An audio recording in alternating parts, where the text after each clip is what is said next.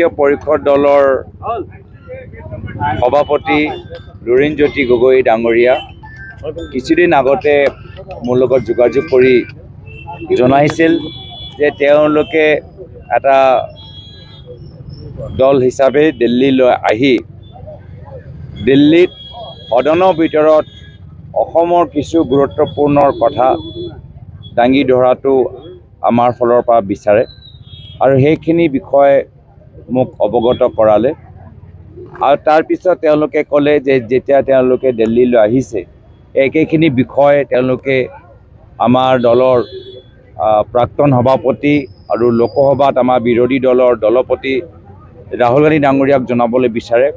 মই ভাল পালোঁ যে ৰাহুল গান্ধী ডাঙৰীয়া এদিনৰ ভিতৰতে অসম জাতীয় পৰিষদ দলৰ নেতৃত্বক সময় দিলে, যথেষ্ট সময় তেওঁলোকে বহিলে, কথাখিনি পাতিলে।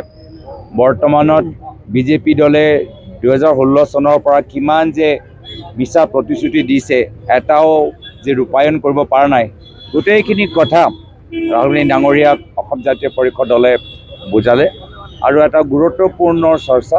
আৰু আমি আগতেও মই এটা ভিডিঅ'ৰ যোগেদি কৈছিলোঁ যে অসমৰ আমাৰ কিছু ৰাজনৈতিক সমস্যা লৈ বৰ্তমানৰ পৰিস্থিতি পৰিৱেশ লৈ কংগ্ৰেছ দল পৰৱৰ্তী দিনত বিভিন্ন দল সংগঠন বুদ্ধিজীৱীসকলৰ লগত অসমখনক আমি কেনেদৰে আগুৱাই লৈ যাব পাৰোঁ।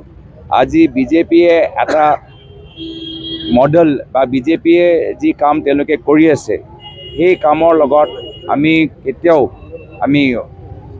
একমত হ'ব নোৱাৰোঁ।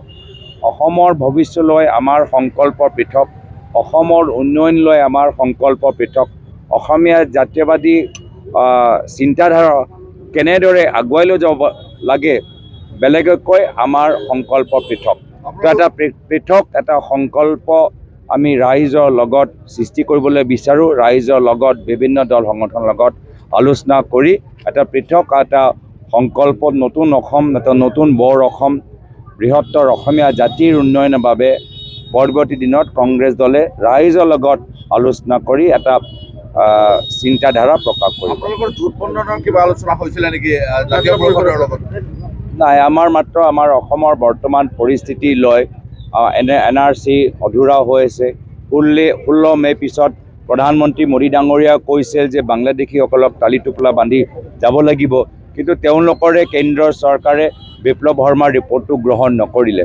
তো আজি মাটি বেদখল কৰিবলৈ কথা কৈ থাকে, কিন্তু আমি দেখিছোঁ যে চাৰিওফালে যদি মাটি কাৰোবাৰ হাতত আছে সেয়া হ'ল বিজেপি দলৰ মুখ্যমন্ত্ৰী আৰু মন্ত্ৰী। তেওঁলোকে নিজে আজি জংঘল কাটি আজি তেওঁলোকে চৰকাৰী মাটি লৈ নিজৰ কাৰ্যালয় বনাইছে, নিজৰ বাগান তেওঁলোকে খুলিছে, নিজৰ ৰিজৰ্ট বনাইছে।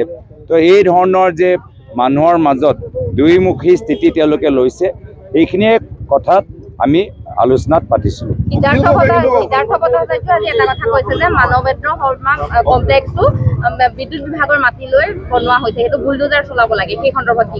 চাওক, তেওঁলোকে নিজৰ কাৰ্যালয়টো বুলডোজাৰ চলাই দিয়ক, আমাক পৰামৰ্শ দিয়াতকৈ তেওঁলোকে যিদৰে বিচাৰে কামখিনি হ'ব লাগে তেওঁলোকে নিজৰ দেখাই দিয়ক।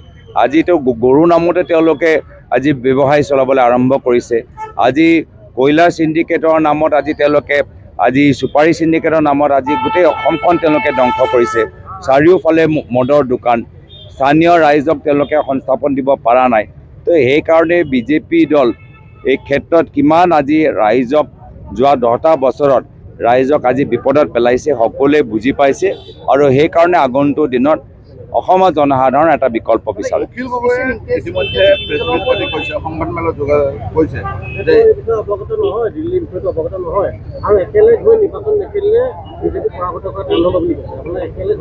আৰু আপোনালোকৰ একত্ৰীকৰণ এতিয়ালৈকে হোৱা নাই, বহুবাৰ আলোচনা বিলোচনা হৈছে যদিও ব্যৰ্থ হৈছে, কাৰণটো না, আমি আগতেও কৈছোঁ যে বৰ্তমানৰ সময়ত আমি যেতিয়া ৰাজনৈতিক পৰিস্থিতি লৈ কথাখিনি পাতিবলগীয়া আছে, আমি ব্যক্তিগতভাৱে বিভিন্ন দলৰ নেতৃত্বৰ লগত বৰ্তমান ৰাজনৈতিক পৰিস্থিতি পৰিৱেশ লৈ আমি পাতি আছোঁ আৰু লগে লগে আমি নিজৰ সংগঠনটো শক্তিশালী কৰাটো যথেষ্ট গুৰুত্বপূৰ্ণ। আজি তাৰিখত আপোনালোকে দেখা পাইছেই যে কিমান ভুৱা আজি মানুহবোৰ আজি ভোটৰ তালিকাৰ ভিতৰত সোমাই গৈছে। আজি যদি আমি প্ৰত্যেকটো বুথৰ ভিতৰত, প্ৰত্যেকটো পলিং ষ্টেচনৰ ভিতৰত যদি বিৰোধী দল হিচাপে যদি আমি বুথ লেভেল এজেণ্ট দিবলৈ বিচাৰোঁ, নিৰীক্ষণ কৰিবলৈ বিচাৰোঁ, তেতিয়াহ'লে এই গুৰুত্বপূৰ্ণ কাম মাত্ৰ কংগ্ৰেছ দলে ক'ব পাৰিব। মাত্ৰ কংগ্ৰেছ দল একমাত্ৰ এটা বিৰোধী দল, যি দলৰ প্ৰত্যেক পলিং ষ্টেচনত মানুহবোৰ আছে। তো সেইকাৰণে ভোটাৰ তালিকা শুদ্ধ কৰাটো আমি এটা বিশেষ দায়িত্ব হিচাপে আজি আমি গ্ৰহণ কৰিছোঁ। আৰু আজি এই মাহৰ শেষৰ ফালে আমি প্ৰতিখন জিলা প্ৰতিখন বুথত আমি কেনেদৰে ভোটাৰ তালিকাটো শুদ্ধ কৰিব লাগে তাৰ বাবে আমি এটা বিশেষ অনুষ্ঠান আমি হাতত লৈছোঁ।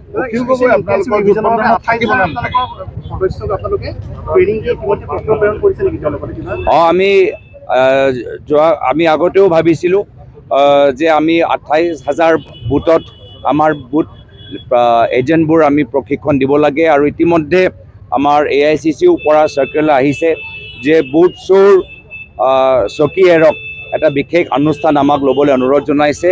আৰু এই সম্পৰ্কত এই মাহৰ শেষত প্ৰায় 24 আগষ্টৰ পৰা এটা 6 দিনীয়া কাৰ্যসূচী কংগ্ৰেছ দলে ইতিমধ্যে হাতত লৈছে যে প্ৰতিখন বুথৰ পৰা আমি বুথ লেভেল এজেণ্টক মাতি আনি বুথ চোৰ যে আগন্তুক দিনত নহয়, আমি সেই সম্পৰ্কত এটা প্ৰশিক্ষণ এটা শিবিৰ আমি জিলাই আমি পাতিম। আৰু মাহৰ শেষত 31 তাৰিখে ডিব্ৰুগড়ত বুথ চোৰ চকী এৰক এটা বিশাল এটা কৰ্মী সভা আমি আয়োজন কৰিম।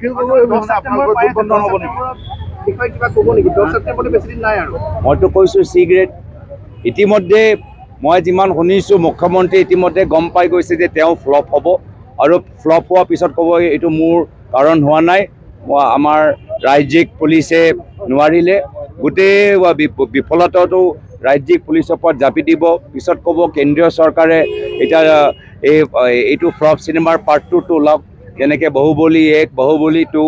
তো তেওঁতো এইটো প্ৰথম পৰ্যায়টো ফ্লপ হ'ব, আকৌ নিজে ডাইৰেক্টৰ প্ৰডিউচাৰ হিচাপে দায়িত্বটো নল'ব, আকৌ গোটেই বিফলতাৰ দায়িত্বটো জাপি দিব ৰাজ্যিক আৰক্ষীসকলৰ ওপৰত। আকৌ পাৰ্ট 2 বনোৱাৰ দায়িত্বটো আকৌ কেন্দ্ৰ চৰকাৰৰ ওপৰত দিব। ৰাইজৰ ওপৰত এনেধৰণৰ ফ্লপ চিনেমা কোনো প্ৰভাৱ পেলোৱা নাই। ৰাইজে গম পাই গৈছে যে আজি মাত্ৰ নিজৰ গাদী ৰক্ষা কৰিবলৈ হ'লে আজি তেওঁ কিমান তললৈ যাব পাৰে, দুখীয়া মানুহৰ ঘৰ ভাঙিব পাৰে, ৰাইজৰ মাজত সংঘাত সৃষ্টি কৰিব পাৰে। য'ত 1 লাখ চাকৰি দিয়া কথা আছিল, য'ত 2 কোটি চাকৰি দিয়া কথা আছিল, আজি চাকৰি দিয়াৰ বিপৰীতে আজি তেওঁলোকে যুৱকসকলৰ হাতত বন্দুক দিবলৈ বিচাৰে। এই এটা গণতান্ত্ৰিক পৰিস্থিতি তেওঁলোকে অসমৰ ভিতৰত সৃষ্টি কৰিছে, য'ত সাংবাদিকসকলে বিজেপিৰ বিৰুদ্ধে বাতৰি প্ৰকাশ কৰিলে বাতৰি আজি তেওঁলোকে পৰা চাকৰিটো এৰিবলগীয়া হৈছে। এই অগণতান্ত্ৰিক পৰিৱেশৰ পৰা জনসাধাৰণে পৰিত্ৰাণ বিচাৰে। আমি কৈছোঁ যে কংগ্ৰেছ দলে অকলে নিৰ্বাচন নেখেলে। কংগ্ৰেছ দল এইটো আমি আগতেও কৈছোঁ যে আমি অকলে বিধানসভা নিৰ্বাচন নেখেলোঁ। আমি স্থানীয় ৰাইজৰ লগত বিভিন্ন দল সংগঠনৰ লগত আমি আলোচনা কৰিবলগীয়া হৈছে। কিন্তু বৰ্তমান পৰিস্থিতিত আমি এই যিহেতু ভুৱা ভোটাৰ তালিকা আমি দেখা পাইছোঁ, এটা ডাঙৰ সমস্যা, ডাঙৰ সংকট। বেংগালুৰুত এটা বিধানসভা সমষ্টি য'ত 6 লাখ ভোটাৰ ৰেজিষ্টাৰ হৈ আছিলে, তাত প্ৰায় 1 লাখ ভুৱা ভোটাৰ ওলাইছে। তো এইখিনি কাম মাত্ৰ কংগ্ৰেছে কৰিব পাৰিব। প্ৰত্যেক 28,000 বা 29,000 বুথত মাত্ৰ কংগ্ৰেছ দলৰেহে ক্ষমতা আছে বা সংগঠন আছে যে তেওঁলোকে পলিং ষ্টেচন ভিতৰত প্ৰত্যেক ভোটাৰ তালিকা ওলাই এটা শুদ্ধ ভোটাৰ তালিকা আমি ৰাইজৰ মাজত দিব পাৰিম। অখিল গগৈ কৈ আছে যে তেওঁলোকে অখিল গগৈ অবিহনে আপোনালোক কংগ্ৰেছ দল জিকিব নোৱাৰে, কি কয় আপুনি? একেখিনিয়ে কথা আপোনালোকে সুধি আছে, একেখিনিয়ে কথা ক'লোঁ যে আমি বৰ্তমান ৰাজনৈতিক পৰিস্থিতি সম্পৰ্কত অসমৰ ৰাইজৰ মাজত এটা পৃথক এটা সংকল্প লৈ যোৱাটো বিচাৰোঁ। এটা নতুন অসম, বৰ অসম, যি বৃহত্তৰ অসমীয়া জাতিৰ বাবে জ্যোতিপ্ৰসাদ আগৰৱাল, ভূপেন হাজৰিকা, জয়ন্ত হাজৰিকা নিজৰ কবিতা আৰু গীতৰ যোগেদি উল্লেখ কৰিছে। এই বৰ অসমৰ বাবে আমি নৱপ্ৰজন্ম ডেকা অসমে পুনৰবাৰ আমি একগোট হৈ আমি এটা কল্পনা কৰিবলৈ আগবাঢ়ি গৈছোঁ।